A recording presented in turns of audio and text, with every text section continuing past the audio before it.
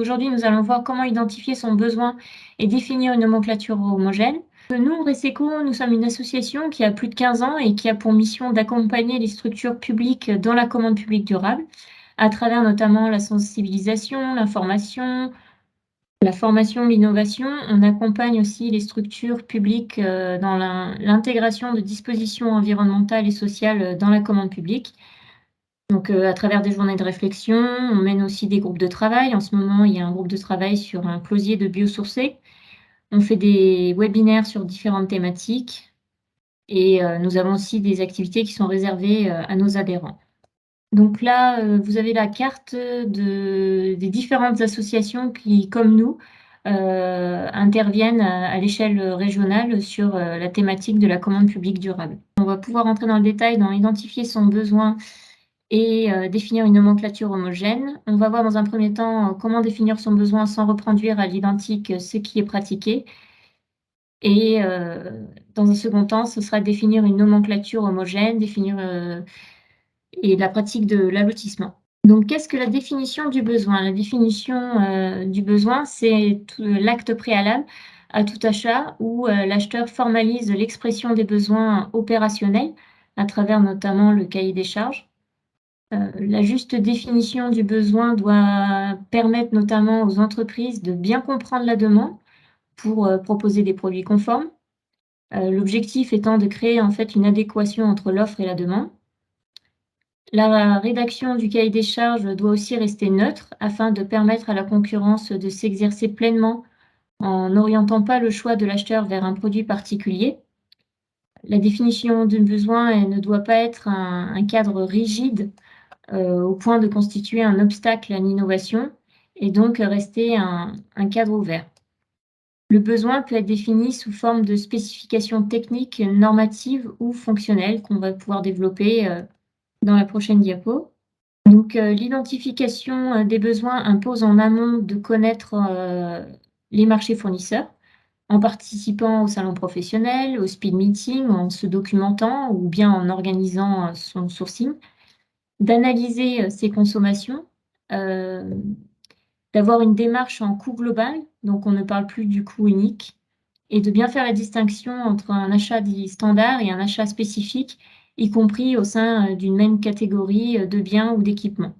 Sur la prochaine diapo, donc vous avez 3 grandes définitions du besoin. On dit qu'elle peut être anticipée, formalisée ou globalisée. Anticiper, c'est s'interroger en amont dans le temps et dans l'espace sur les moyens, les objectifs et les contraintes. Qui dit aussi anticiper, dit aussi connaître l'offre disponible sur le territoire et la structuration des filières, d'où l'intérêt du sourcing. On parle aussi donc d'une définition dite formalisée, donc là on s'adresse plutôt aux juristes, c'est traduire juridiquement ses besoins en termes de publicité, de mise en concurrence et de respect des seuils et adopter une nomenclature interne et une procédure. Enfin, cette définition du besoin, elle peut être globalisée, c'est penser son besoin en termes de prescription, d'indicateurs et de critères d'exécution et d'analyse imposés ou souhaités en lien avec l'offre attendue.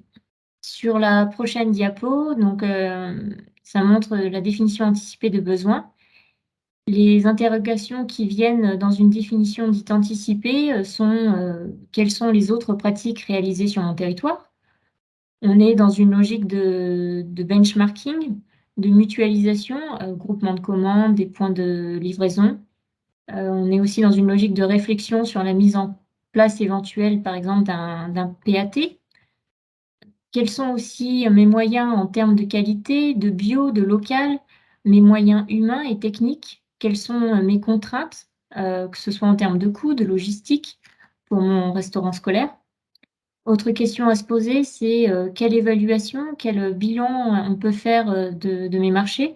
Ça peut être, des questions, d'ordre quantitatif, qualitatif sur mes marchés. Quelle procédure, est utilisée?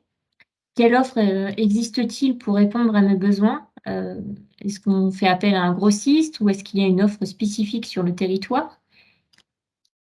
Sur la diapo suivante, vous avez la définition dite donc formalisée de besoins. Donc là, les procédures de mise en concurrence, ça demande de bien maîtriser et de justifier les seuils choisis par famille de produits.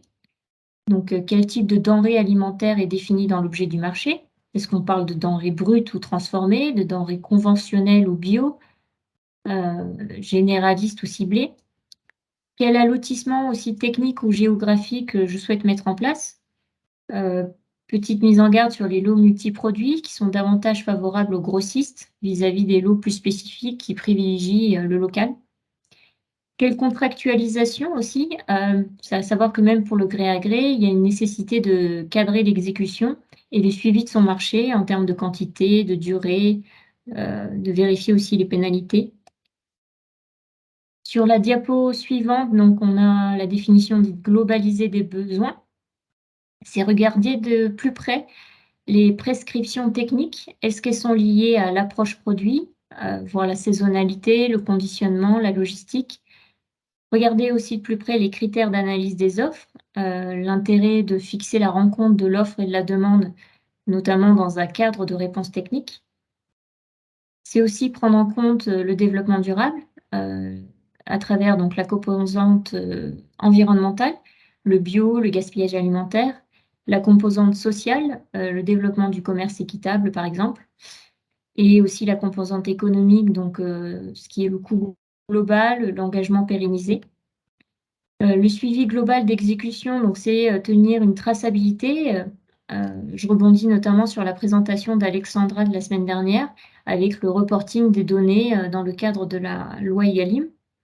C'est trouver aussi une nécessaire complémentarité, en fait, entre l'exécution envisagée de son besoin et le contrat qui est choisi et les différents critères d'analyse des offres. Donc sur la prochaine, diapo, on voit les spécifications, techniques. Concrètement, qu'est-ce que c'est? Donc, ce sont les caractéristiques des produits ou services qui vont faire l'objet d'un marché, tels que la qualité, les propriétés d'emploi, la sécurité, les dimensions, la terminologie, l'emballage et cetera. Donc ces caractéristiques, elles peuvent être, également se référer au processus ou à la méthode spécifique de production ou de fourniture des travaux, des produits ou des services demandés. Par exemple, ça peut être la gestion durable des forêts, heu, l'utilisation de l'agriculture biologique, l'absence, d'OGM ou un processus propre à un certain stade de leur cycle de vie. Heu, on parle par exemple d'éco-conception pour un produit, de réemploi ou de matériaux reconditionnés ou de recyclage, des déchets. Donc sur la diapo suivante, que doit-on retenir finalement de l'identification de son besoin? Heu, Déjà, c'est que tout se fait en amont de toute consultation. C'est tenir compte, du budget, donc que ce soit du coût matière, de l'offre disponible en produits de qualité, du nombre de repas qui est servi, de l'équipement de la cuisine, du mode de fabrication, du mode de gestion, des différents enjeux environnementaux, alimentaires et économiques et des objectifs de la loi Egalim. La définition des besoins, ce n'est pas seulement faire remonter, des besoins et les additionner tous ensemble, c'est aussi se poser des questions sur les enjeux de développement durable, donc l'achat en moindre quantité ou en meilleure qualité, une consommation maîtrisée, une performance énergétique, l'aspect social, éthique et équitable et l'aspect sociétal, donc avec le coût du cycle de vie ou le coût global. Sur la diapo suivante, donc on va pouvoir définir ce qu'on appelle une nomenclature homogène. Donc, pour rappel, la définition d'une nomenclature, homogène, c'est, déjà le préalable à la réalisation d'achat, quel que soit le montant et l'établissement pour toute personne morale, publique ou privée soumise au code de la commande publique d'une nomenclature interne qui permet d'identifier des familles homogènes de denrées en fonction de leurs caractéristiques propres, ainsi que le niveau de dépenses annuelles correspondant. L'établissement de cette nomenclature interne vous permet ensuite de calculer, la valeur estimée du besoin. Donc, pour les marchés de denrées alimentaires, l'idée c'est d'identifier des familles homogènes de denrées en fonction de leurs caractéristiques propres, ainsi que du niveau des dépenses annuelles correspondant. Et sur la diapo suivante, donc, on rappelle la définition dite formalisée, des besoins. Donc, la définition des familles homogènes de produits, elle permet de déterminer le niveau de computation des seuils. Elle permet aussi de regrouper les besoins en éléments homogènes, qui vont permettre de mettre en place des stratégies d'achat pour chaque famille. C'est aussi utile, de connaître son besoin en interne, de connaître les marchés fournisseurs en externe et de pouvoir ainsi segmenter son besoin en connaissance du marché. Donc finalement, on s'adapte à son environnement. Enfin, cette procédure permet de faciliter certaines procédures de marché sans tomber, dans le travers du saucissonnage que l'on va pouvoir, développer, à la fin du webinaire. Donc sur la diapo suivante, vous avez une bonne nomenclature achat, elle doit être, exhaustive. Donc pourquoi? Tous les produits articles se retrouvent dans cette nomenclature en limitant, les catégories dites, diverses. Elle doit être aussi évolutive. Il est très courant que la nomenclature achat, évolue et soit mise à jour tous les 2-3 ans, donc en suivant l'évolution du marché fournisseur et du besoin. Par exemple, on peut introduire, une catégorie dite simili, viande pour les steaks, faits à partir de soja. Donc, cette nomenclature, elle est aussi adaptée. Plus il y a de familles achats, moins il y aura besoin de détailler chacune des familles, notamment pour faciliter l'imputation au quotidien des commandes et des factures. Elle est aussi dite, cohérente, donc on s'adapte aux enjeux.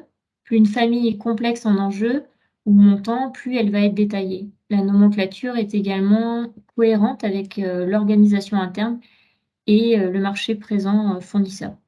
Sur la prochaine diapo, donc vous avez, les différents types, de manières de enfin, différentes manières de catégoriser, les denrées alimentaires. Donc ça montre qu'il n'y a pas de nomenclature unique. En fait, chacun s'adapte en fonction de ses besoins. L'idée, en fait, est de rester bien cohérent en termes de besoins homogènes. Donc, on se réfère aux prescriptions techniques et au marché, fournisseur. Sur la diapo suivante, vous avez, la nomenclature qui a été établie en 2001, qui est toujours, d'actualité. En fait, un acheteur qui achète de manière habituelle des denrées alimentaires, il peut toujours utiliser ce cadre de découpage des 15 familles homogènes qui, juridiquement non contesté et non désuet. Et d'ailleurs, si vous n'avez pas votre propre nomenclature, vous pouvez, vous appuyer sur le site internet, emap.fr avec 2 P, où, il y a justement des nomenclatures, disponibles. Sur, la diapo suivante, vous avez un autre exemple de nomenclature appliquée en région Bretagne. Donc on a une même stratégie achat, même typologie de produits qui sont stockés au même endroit et commandés de la même manière avec les mêmes fournisseurs. Il n'y a pas beaucoup d'enjeux du point de vue de la computation des seuils, mais, c'est-à-dire, de passer de gré à gré sur ces familles-là. Et pour le gré à gré, tout ça, on le verra dans les prochains webinaires. Sur la prochaine diapo, donc, vous avez un autre exemple. Là, c'est un deuxième niveau de nomenclature qui ne sert pas pour la computation des seuils, mais ça sert pour le pilotage. Ça permet notamment de consolider des indicateurs, de savoir, sur tous les achats de viande et de volaille, combien sont bio, combien portent un label rouge. Ça sert notamment si vous utilisez l'outil, Ma Cantine pour le reporting de la loi Egalim. On a un pilotage en fait par espèce et pas uniquement des segments homogènes de produits sur lesquels se fait la computation des seuils. Sur la diapo suivante, donc vous avez le fameux outil, que j'avais évoqué, donc EMAP, qui propose, en fait la fonctionnalité, nomenclature de famille homogène. Donc ce logiciel, il est gratuit. Il sera utile, aux collectivités qui sont dépourvues d'outils internes de contrôle. Sur la prochaine diapo, donc l'allotissement, qu'est-ce que c'est? Donc c'est, le fait de vouloir fractionner un marché en plusieurs sous-ensembles, qu'on appelle des lots. Ce fractionnement peut se faire de 2 types, soit ce sont des lots techniques ou alors on peut appeler plusieurs lots géographiques. L'allotissement, ça permet de définir des lots adaptés à l'introduction de considérations environnementales ou sociales, eu égard à la réalité, en fait, du secteur économique concerné. Ça permet aussi de destiner après le sourcing, des lots ou des marchés à la réservation. Ça permet aussi de favoriser l'accès des TPE, PME locales à la commande publique et d'innover, d'inciter à l'innovation à travers notamment le lot susceptible d'intéresser les PME innovantes. Donc mise en garde sur le saucissonnage qui doit être fait en fait en tenant compte de la computation des seuils. Donc sur les diapos suivantes, vous avez les ressources disponibles. Donc vous avez notamment, les vidéos du CNFPT. Donc c'est si vous voulez aller plus loin sur le sujet et monter en compétence là-dessus. Donc je vous invite à créer un compte sur la plateforme de la e-communauté où vous aurez accès à ces vidéos. Sur la diapo suivante, vous avez un peu le contenu de ce qu'on a sur, la e-communauté, donc c'est assez exhaustif, hein. Vous avez, le rappel des lois. Il y a aussi un espace d'échange pour pouvoir, communiquer avec, d'autres collectivités. Vous avez un centre de ressources et la liste des formations. Et sur la diapo suivante, vous avez, un zoom sur une proposition de cahier des charges qui a été élaborée par, le CNFPT, et la DRAF. Donc, voilà, vous pouvez aussi vous appuyer, dessus. Et la diapo suivante, vous avez un guide pratique sur l'achat durable et de qualité en gestion directe. Donc il est un peu daté, mais en soi, il est très intéressant. Donc je vous invite aussi à le consulter et le reste des ressources disponibles, vous les aurez de toute façon, avec, le PowerPoint et la vidéo en replay.